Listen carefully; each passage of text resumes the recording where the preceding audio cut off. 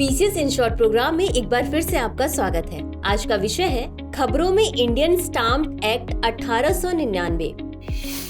सबसे पहले जानते हैं ये हालिया खबरों में क्यों है। हाल ही में केंद्र सरकार ने देश में स्टाम्प शुल्क व्यवस्था हेतु एक नया कानून लाने के लिए भारतीय स्टाम्प अधिनियम 1899 को निरस्त करने का प्रस्ताव दिया है।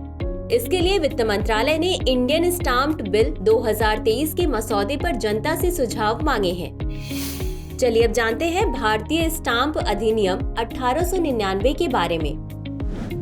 यह भारत में स्टाम्प के उपयोग के माध्यम से कुछ दस्तावेजों पर कराधान से संबंधित एक कानून है।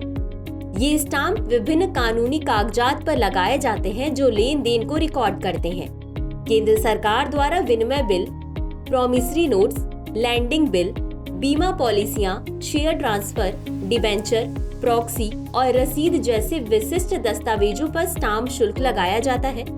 उपर्युक्त दस्तावेजों के अलावा भारत में प्रत्येक राज्य को अपने नियमों के अनुसार स्टाम्प शुल्क लगाने का अधिकार है। विधि आयोग ने 1976 में प्रस्तुत अपनी 67वीं रिपोर्ट में इस एक्ट में बदलाव के लिए व्यापक सिफारिशें की हैं। वर्तमान में भारतीय स्टाम्प अधिनियम 1899 को आधुनिक प्रथाओं और आवश्यकताओं के अनुरूप लाने के लिए इसमें महत्वपूर्ण संशोधन करने के प्रयास चल रहे हैं। इंडियन स्टाम्प बिल 2023 के प्रमुख बिंदु।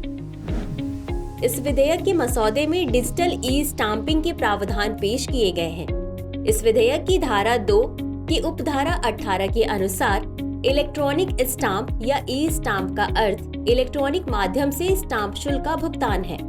इसमें डिजिटल हस्ताक्षर के भी प्रावधान है।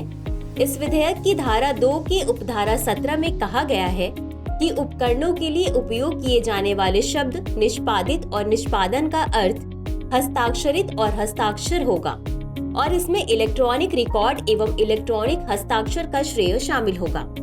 विधेयक के मसौदे में जुर्माना बढ़ने का भी प्रस्ताव है।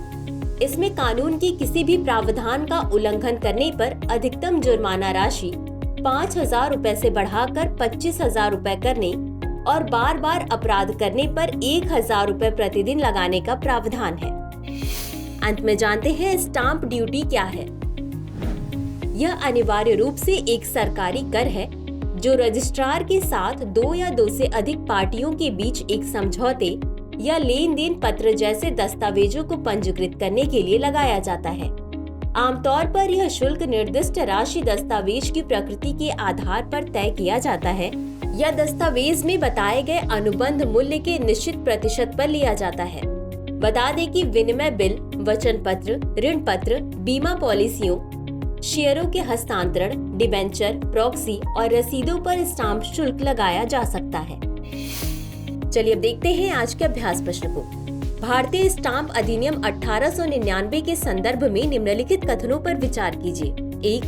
यह भारत में स्टाम्प के उपयोग के माध्यम से कुछ दस्तावेजों पर कराधान से संबंधित एक कानून है। 2. हाल ही में श्रम एवं रोजगार मंत्रालय द्वारा इंडियन स्टाम्प बिल 2023 का मसौदा पेश किया गया है। उपर्युक्त में से कौन सा या कौन से कथन सही है या सही है? A केवल 1, B केवल 2, C 1 और 2 दोनों, D न तो 1 और न ही 2। इस प्रश्न का उत्तर कमेंट बॉक्स में जरूर दें। आज के लिए बस इतना ही। शुक्रिया।